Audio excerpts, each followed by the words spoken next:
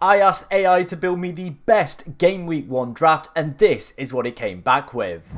Now, before we dive into today's video, of course, if you do enjoy any of the content that you see on the channel, please be sure to like, comment, and subscribe, as we are trying to hit 15,000 subscribers before the start of the new Premier League season. And every single video, we're getting slowly closer to hitting that goal. As you can see on screen right now, this is the Fantasy Football Hub website, and currently what I'm showing is the AI kind of team rating tool, which of course you can go and take full advantage of. There will be a link in the description. All you have to do is simply just upload a screenshot of your team. It uploads it here, and as you can see, my team scored a 91% rating, which I don't think is too bad. We're going to be using the Fantasy Football Hub AI today. They've built a draft for us. We're going to see what it actually comes out with. I'm really excited to see, because last year it definitely did highlight a few differential players, and looking at it so far, I think it's got the capability to do it again. So let's go and dive into the team that the AI has built. But like I said, if you want to go and get your own team uploaded for free and rated,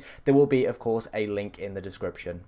Now, heading into the AI team itself then, let's start off first with the defence. It's gone for two rotating 4.5 million goalkeepers. I don't mind either of them that it has selected, to be honest. I've been tinkering around with Verbergen and Petrovic, of course, the new Bournemouth goalkeeper. So I think both of those are pretty solid options within that 4.5 million price tag. As you can see though, for the starting three defenders it has gone for, it's gone big at the back. It's gone 8 Nuri, Gabriel and Cucurella. All of these guys coming in at 6 million this year, but all of them had pretty decent seasons as well last campaign. Cucurella, 9 clean sheets, 7 goal involvements. Gabriel, 10 clean sheets, 5 goal involvements. And 8 Nuri, 11 goal involvements and 7 clean sheets. I obviously spoke about 8 Nuri in a few videos. I actually put him down as a little bit of an avoid. I just think playing pet roulette with a defender that, you know, could do well and does play for a good defense could work out. It could be amazing. But it was always that thing of paying 6 million for a pet roulette defender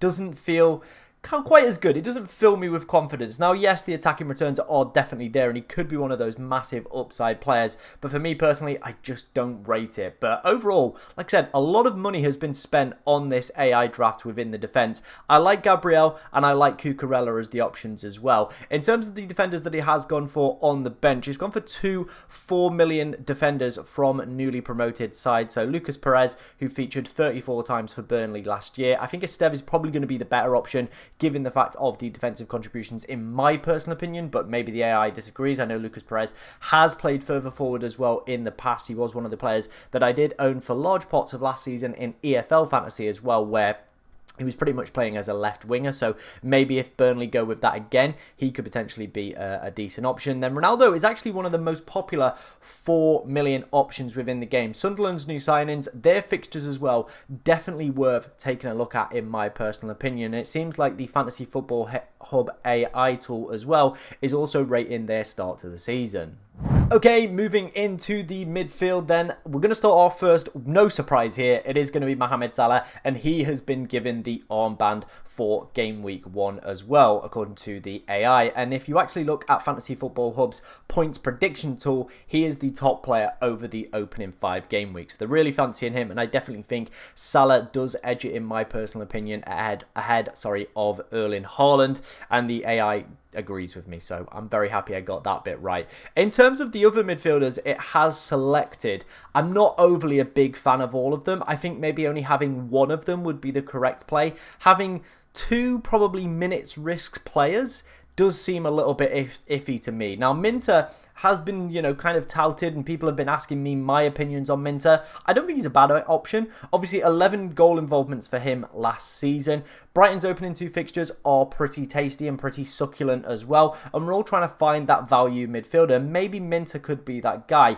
However, his minutes last season weren't exceptionally good. He was quite a lot in and out of the team, to be honest. Only 20 starts last season, but did see close to full 90 minutes for the final 4 games of the season. So maybe heading into pre-season, if his minutes do look good, maybe the AI has stumbled on a potential gem here, currently sat at 0.8% owned as well. So I actually am a big fan of. I think if the Crystal Palace fixtures were a lot better over the opening 3, of course they play Chelsea away in match day 1, then they've got Forest at home, and then they've got Villa away. So not an ideal opening 3 for me personally, but I feel he could be one of the best value picks this season at 6.5 million. 15 goal involvement, underperformed on his expected goal involvement as well last season, with that being 17.64. So, you know, he's already, you know, underperforming. Looked very, very good for large parts of the season. Palace are a very good attacking unit, and I do feel if they can keep Eze on board as well for this season, obviously there's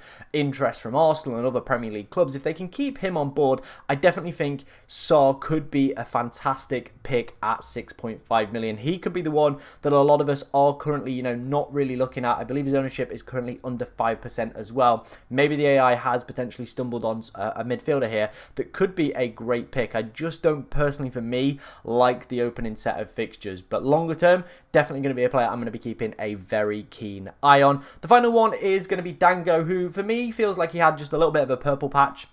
1 point last season, 21 starts for him, 11 goal involvements. I didn't realise they were that high, to be honest, but yeah, 11 goal involvements. Bournemouth are a very good attacking unit. They've not lost any of their attacking players. It's been more the defensive ones. So you imagine their attacking numbers aren't going to kind of fray from what they put up last season. In terms of those numbers, like I said, they were very, very good in terms of expected goals created. So trying to find that right Bournemouth attacker is, of course, going to be very beneficial. If you can get past Liverpool away in match day 1, there are some absolutely cracking fixtures following that. And if you use the 11-5 projected goal numbers as well, they are also looking pretty succulent after, like I said, that match day 1. I think they ranked 6 in terms of their overall attacking fixtures over the opening 6 match days as well. The issue is, though, I just don't think Dango is that guy. I would try and maybe potentially drop one of the defenders down, upgrade Dango to potentially Semenyo if I wanted to cover off that midfield for Bournemouth. For me personally, I definitely think they're going to be another good attacking side that people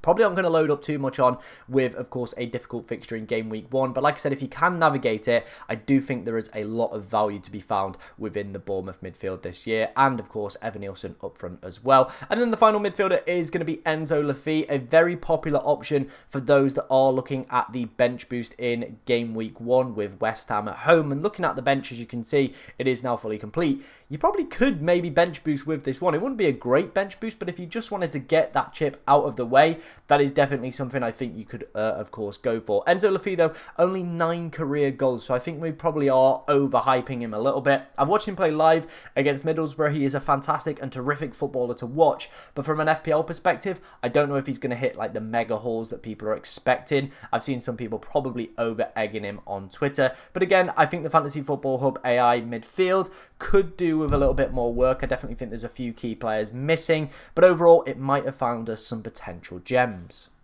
And finally, completing the lineup is going to be our 3 forwards. And I'm just going to put this out there. I do not agree with any of the forwards the Fantasy Football Hub AI has selected. Alexander Isak today has put in a transfer request, or is trying to put in a transfer request. Apparently he's injured as well, heading to this Asia tour that Newcastle have got. So for me already, I'm seeing like 2 red flags there. Injury during pre-season and, of course, transfer speculation. Never a good thing to see. I think if he was settled and you know 100% he was going to be playing for Newcastle, I definitely think he could be a decent option. But with all this going off in the background, for me, that immediately removes him as a potential option to have within our sides. It just is. 23 goals, though, last season. If he does manage to stay for Newcastle, could be a really, really good option. But right now, at the time of me recording this, with the transfer speculation, with the injury news, I think it is a very, very easy avoid to, of course, kind of get rid of or not even look at Alexander Isak. Same goes with Watkins as well. There's murmurs that United are apparently interested in a £60 million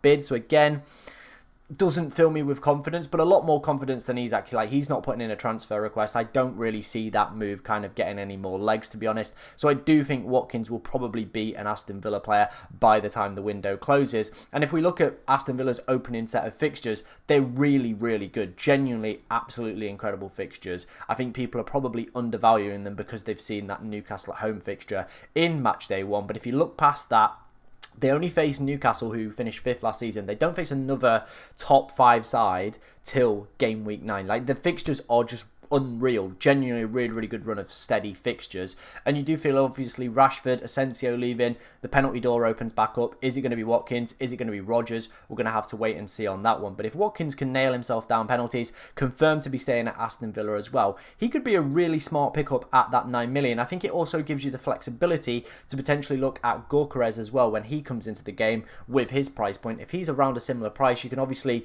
navigate, see how he gets on in the first few weeks. Once, of course, they get past their difficult run at the start, with, of course, Liverpool being in match day 3, those match day 6 and beyond fixtures are looking really good. So what the AI might have accidentally done here is potentially put itself a little bit of a placeholder in for Gyökeres, and I don't mind that as an option. The final forward is going to be Yoane Wissa. Again, heavy transfer speculation. I don't think he's probably going to be staying at Brentford. If he signs a new deal, though, and does stay at Brentford, could be a really interesting option. Again, their fixtures are pretty mixed at the start. 20 plus goal involvements for him, though, last season. And Buemo has now left. If he is going to remain within the club, could be the penalty taker as well. And you know how I feel about penalty takers. So maybe this is a masterstroke from the AI. But right now, at the time of me recording this, with the transfer speculation for both Isak and Wissa, I'm just not a big fan of kind of the overall AI selection here. But it did manage to score 100 on its model. Like I said, if you want to go and check your team out and see what you get,